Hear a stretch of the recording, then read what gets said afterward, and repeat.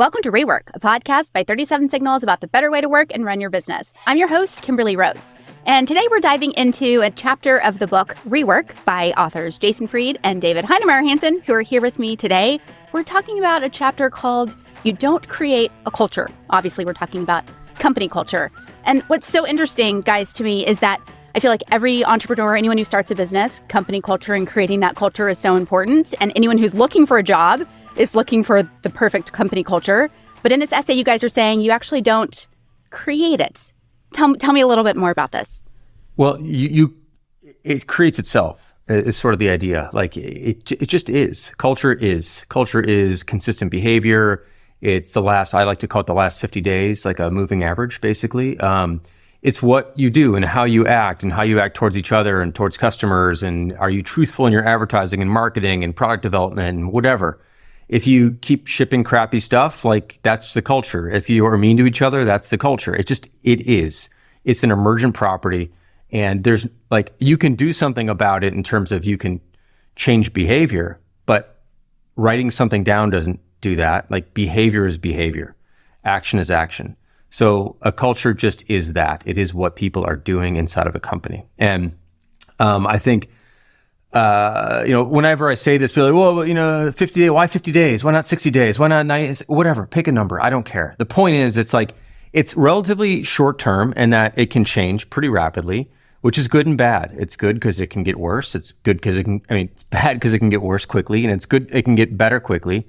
But it does represent how things actually are right now, roughly. And of course, there's longer moving averages too. You could look at the 200-day moving average. If we're going to use the financial markets, there's usually a 50-day and a 200, but I think 50 is probably more accurate for how things actually really are. So if you want to improve the culture by having or by acting in a better way. It's not by writing down better rules or having a new meeting about it or anything like that. And I think it's especially that conceit that you can write down the culture, that you can codify this somehow in a mission statement or values, or do you know what? There may be something to that to give people a pointer in which direction to look, but it's so subservient to the actions. And even worse than that, if you're writing down a bullshit description of a culture that does not actually exist, it is not actually validated by your actions at the company, you are detracting from the culture itself. It is circular in that way because you set yourself up to essentially be a liar. I think there's nothing worse than having employees come into a company, read the culture statements, read the mission statements, read all of that, and then observe with their own damn eyes that is just not how reality spins at this place, because it breeds just such a level of distrust right off the bat, which is one of the reasons I think both Jason and I have been quite reluctant to write too much specifically to new employees about what is the culture here at 37 Signals, and to try to distill it down to like 5 points or 10 points. We've actually tried that exercise a couple of times. Can we distill it down to that? And no, it has to spread through the osmosis of the actions that we take, the role modeling we set up. Let me give you one example. So a lot of companies talk about, it's really important to have good vacations, to have good rest time. Some companies even say we have unlimited vacation time. You can take as much as you want, just be reasonable. And then you see that none of the executives take any vacation whatsoever, never ever. And a wise employee will look at what's written down. We don't count vacation days. Time off is really important, and go, that's not as important as the fact that the people who run this company don't take anything at all. That's probably the role model I should be following. So that goes exactly to Jason's point, that this is the moving average of the actions we actually take, these things we actually do. The problem with that is, of course, it's much harder to change. It's easy to rewrite a paragraph in a mission statement to sound all flowery and inviting and inclusive or whatever you want to put in there. It's much harder to actually do the stuff that entails. Well, and, David, to your point, I think it does really start at the top. And I remember as a new employee reading the company handbook, and that in and of itself, just the way it's written, not only the style, but the things that it says kind of sets the tone for how you want the company to work. I remember one of the things it says in the very beginning, it's like, congratulations, it's your first day. Work hard, but then at the end of the day, close your computer and go pet your dog. We'll all be better for it. I think that's like a direct quote, because I remember feeling like, okay, this is the environment that they're trying to create. That we hope to create. Yeah. But then imagine you'd read that quote exactly, right? And then you just saw people not doing it. It would have been so much worse than if we hadn't said anything at all. I think this is one of the reasons, at least when I look at our handbook and anything else we write about, be just as mindful about the stuff that you don't try to write down. Don't try to pretend something. It always becomes so much worse when you try to pretend something that can't be carried out in reality. Much better not to say anything at all about that topic. For that specific topic, like close your damn laptop, I think we do have the sort of capacity and the examples at the company that people do that. And yet still, even on that point, you will occasionally see people who didn't close their laptop or who did work a few extra hours and so forth. And that's also the part of that moving average, right? Like you look at the line and it's a line that's an average of all these little dots. It's not about culture is one incident. I mean, if it's egregious enough, maybe it is. But a lot of the little dots, someone not closing their laptop exactly at 5 p.m., but maybe for a week it was really stressful. There's a bunch of dots above the line. It'll slowly start moving the average up. But then hopefully there's also a bunch of dots below the line. It'll slowly move the average down. This is the reason to think of it as an average and not as these singular individual events, because you can't be perfect in that. And that's not the goal either. It's not the goal to have the perfect culture where everyone just does exactly what we intend to all the time. It is to do mostly the right things most of the time so that people can reasonably look at that and go like, yeah, that's fair. That's actually who they are. Another way to put it is that culture it's show, it's not tell.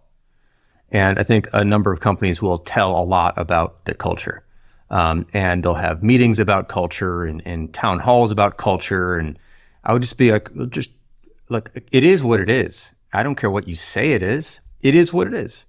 It's just like, I don't care if you tell me it's 50 degrees outside. It's 70. You tell me it's 50 all day long. It's 70 out. That's what it actually is. That's what culture is. It's the actual temperature of the organization and not the forecast.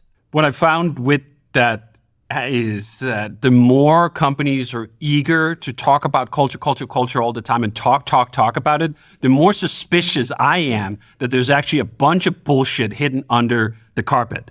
So I think there's also a little bit of smell in that. If you are obsessed with talking about culture, writing it down, it's probably because you're trying to cover something up.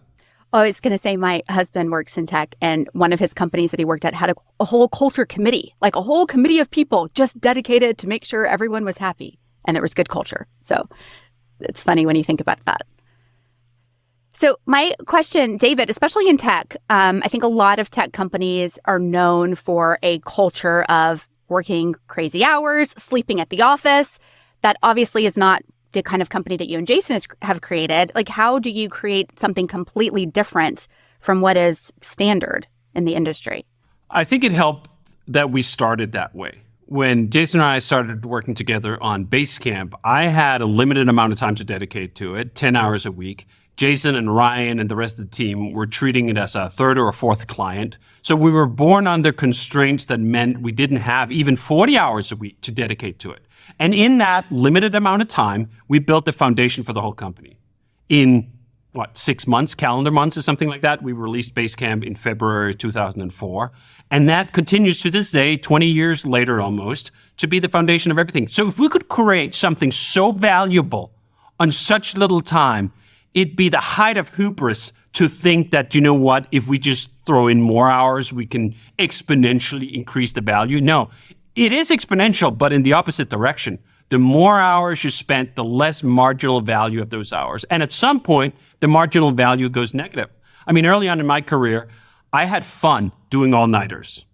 And I say fun because it felt like it was sort of camaraderie, hardship, and it sucked. Like, we didn't do anything good. Like, if I had gone through a sprint of an actual all-nighter, it took several days to recover. So again, if you take that moving average, you can also do a moving average of productivity. That was terrible. I might have gotten slight marginal utility out of pulling that all-nighter, and then the next 3 days would be shot. Like, how much insane productivity would I've had to extract from that one hero day to make up for the fact that 3 days afterwards I was completely shot? So I think we just looked at that, the realism of how did we create the company? How are we sustaining the company? How are we building it out? And go, you know what?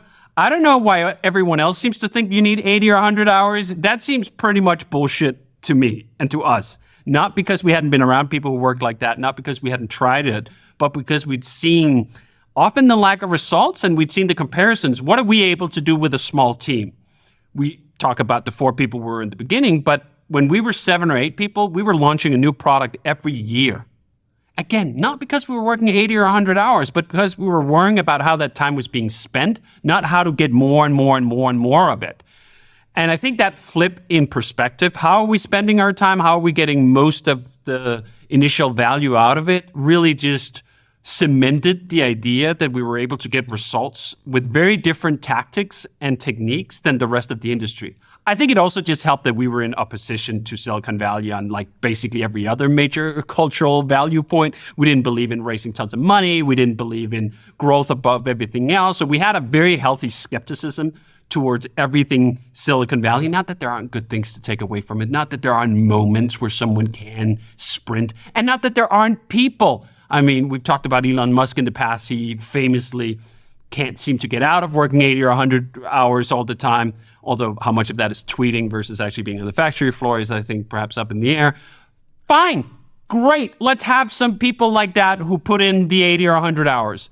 But let's not treat it as like that is the golden standard that everyone else have to measure up to. Otherwise, there are less. What crock is that? Especially when so many of the people aping that kind of work are not Elon Musk. They're not fucking flying people to Mars. They're not revolutionizing cars. They're building what? Another piece of accounting software for B2B SaaS? Be real, please. Okay, so if culture at a company is this 50-day moving average, I would assume that people make a difference in this, meaning as you're bringing people into your organization, that can change how the company looks and operates. Are there things that you guys think about when you're hiring of how someone fits into the current company culture? Yeah, absolutely. It is all people driven, as all problems are interpersonal, essentially.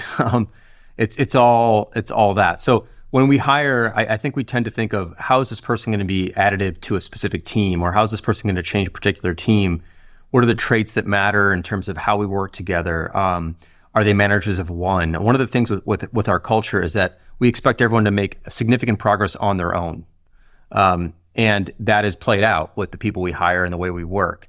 So if you hire somebody who comes from an environment, for example, where they're constantly requiring their manager to tell them what to do, you're going to have some issues there because that's going to slow down the way we work. It's going to cause sort of some bottlenecks, and that's going to have a negative effect on the culture at large.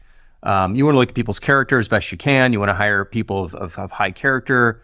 You want to hire people that you can get along with, that you feel like are good fits, that you enjoy working with. All those little subtle nuances about people, just like you'd pick friends.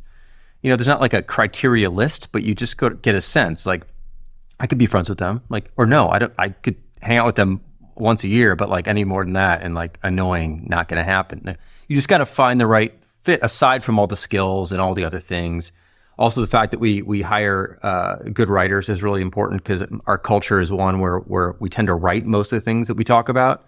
We don't tend to have a lot of in-person meetings. We don't have many Zoom meetings or anything like that. It's mostly written. So, you have to be able to write and communicate in that way in order, I think, to get along here and to make progress here. So all those things plus many other things go into that. And also, I think being upfront about what you expect out of people is very important. This is one of the places I think in hiring is sort of a key cultural component of most companies. But most companies don't think of it that way. They think of it in terms of head count. Like, we need to grow, but they don't think about the impact of the people they're bringing on necessarily beyond like, can we just do more stuff? Well, what about the other things that you're doing as an organization? I mean, are those people going to fit in with that or not? So anyway, those are some of the considerations we make. They're not really that specific because, again, it's a lot of this stuff is feel intuition when you're hiring, but you can get a sense of this person going to be additive to the culture or subtractive or whatever the opposite to additive would be. And I think actually looking at employees and their own evolution at your company as a moving average is a really good lens. This idea that you do one thing that's really great and then you're set, no. Like, that'll help drag up the average. Or the thing that you do one stupid mistake and that terminally damages you, absolutely not. But the moving average will tell the truth over time. This is one of the reasons why we are so intent of treating the 1-year mark as the moment of truth for anyone we've hired. We have this notion of it has to be hell yeah at the end of that, which is really just an assessment of the moving average. A year is long enough for someone to have collected a few mistakes and a few wins, and for us to draw a line through those dots and arrive at a moving average. We can go, yeah, this is great. I think this moving average is additive to the overall moving average of the entire company, both in terms of productivity and in terms of culture and all the other things that we value. But it's not about the individual points. And you do have to give it long enough, which is one of the reasons when people say hire slow, fire fast, I'm like, sort of, yes, but not so fast that you can't tell the average. I mean, unless it is truly egregious behavior, a lot of people will either be a little slow to get started or they'll make a couple of mistakes and yet still they can pan out just fine. So pick a reasonable moment to make your assessment rather than just go like, hey, this person shows up with no dots on the line. So the first dot will set the tone for everything. Either they do one good project right at the start and they're the star of the show, or they'll do one crappy project and like, you already formed an opinion. Sit back, and as Jason has written another essay, give it 5 minutes. I'd say when it comes to employees, I mean, give it 5 weeks perhaps before you make your first assessment, and then give it 5 months if they've made that through that first assessment and you're really giving it a second look at it and second go. But treat it as a moving average. Treat it not as individual data point. Resist the urge to take any individual data point and go like, oh my God, this is it. This is the truth. Okay, last question before we wrap up. And I don't know if you guys will have a solid answer for this, but if someone is listening who's like, yeah, my company culture sucks. Like, I'm the founder of this company and like, this is not the culture that I want for my company. Do you have any tips how they can change that, 50-day average and like maybe small incremental steps? Obviously, it's not just having a meeting about it or just writing about it. Any tips you guys can share? Well, the old, was it the Gandhi quote? Who knows who said these things? Like, you must be the change you wish to see in the world, essentially. Like, Gandhi. Was it Gandhi? I mean, that's what I've heard. I don't know who said it, but right. I'm sure he didn't think when he said it, if he said it, it wasn't like a business piece of advice. By the way, this is another aside. I'm so sick of business absorbing all these things from all these other places and treating them as if business is the highest order. We have to do another episode on this. Or actually, I'm going to do a post on this. It's kind of well, anyway, we'll get to it later. I think, you have to change because it doesn't really matter what you want. This is the thing. It doesn't really matter what you want. Who cares? Like, are you going to do? That's what matters. What do you do? Not what you want. Not even what you need. It's what do you do? So you want to make some changes. And I would suggest starting from the top, perhaps. But the thing is that there's also tiny little micro cultures. So maybe a team might be a little bit different than the rest of the company. So maybe you have 4 people on a team. That place can get better. There's a lot of these little atoms, atomic units, basically in an organization. The molecule maybe is the organization, and the atoms or whatever. I don't know. These small little places, and you can improve little corners or little pockets of places. So that's something else you can do. You don't need to be at the top. You can just be on a team of 3 and give better feedback or be more patient when someone critiques your work or whatever it might be. And these changes can take effect locally as well. But organizationally, to your question, if you run the place, wherever, do differently. That's the only way to make change. I'm going to appropriate another saying here that was probably not intended for business either, but I've loved this notion of easy choice is hard life, hard choice is easy life. And this is very often true when it comes to culture, that the person, let's imagine someone who runs the company or who does not like the culture that they've ended up with, they know what's wrong. It's usually not a complete mystery. You're like, I don't know how we ended up in this place. I don't know what it is that we do. No, you know. You just don't want to do because doing is hard. You don't want to change because changing is hard. You don't want to have the uncomfortable conversation because that's going to be difficult. And you don't want to make the big changes. I mean, we had our massive change several years back on the culture of, should we talk about politics at work, right? That was totally one of those things where for quite a lead up to it, we went like, you know what? Don't like where this is going. Don't like where the moving average is tracking. But it would be hard to do something about it because it's sensitive and so forth. And then by the time we did something about it, we made some hard choices that led to some difficult times that led to an easier life. And that's the payoff. The payoff of doing is that it's going to be difficult, hard, painful in the moment. Otherwise, it wouldn't be hard. Otherwise, you'd already have done it. But you're doing it in service of moving the moving average. You're not going to get the payoff next week. You're going to get the payoff over time as you continue to say, like, this is what we do here, and then actually doing it. Don't say it, actually. Just start doing. Just start instituting the new principles and the new assessments and the new forms of feedback that you want. And you know what it is. Don't kid yourself. You know what it is. Just pull it out and start perhaps somewhere along the ladder and work up a tolerance for making difficult decisions so that you can enjoy the easy life that lies at the end of that road. Oh, that's great advice. Well, with that, we're going to wrap. Rework is a production of 37 Signals. You can find show notes and transcripts on our website at 37signals.com/podcast. Full video episodes are available on Twitter and YouTube. And if you have a question for Jason or David about a better way to work and run your business, leave us a voicemail at 708-628-7850 or send us an email to rework@37signals.com. And we just might answer it on an upcoming show.